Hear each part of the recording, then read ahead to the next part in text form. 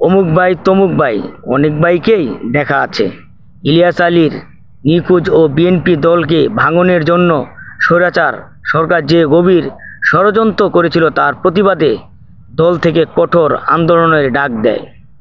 সে সময় আন্দোলনরত রাজপথে ত্যাগী কর্মী ও দলকে নেতৃত্বদানকারী অত্যাচারী কর্মী বাদে আর কাউকে রাজপথে দেখা যায়নি। অথচ অন্যদিকে দলের একটি মহল এসি রুমে বসে দেশে দেশে ভ্রমণ করে তৎকালীন স্বৈরাচার সরকারের সাথে তাল মিলিয়ে দলকে দেখানোর স্বার্থে মামলা বরণ করে নিয়েছে। গ্রাম শহর অলিগলি শাখা রুটে জটিকা ছোট ছোট মিছিল করে দলের সামনে উপস্থাপন করেছে।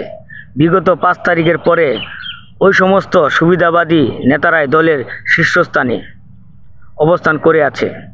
অথচ ত্যাগী কর্মীদের কোনো মূল্যায়ন দেওয়া হচ্ছে না, যার ফলে দলের জন্য নিঃস্বার্থে নিজের সর্বস্ব দিয়ে কাজ করা ব্যক্তিগুলো দল থেকে দিনে দিনে হারিয়ে যাচ্ছে।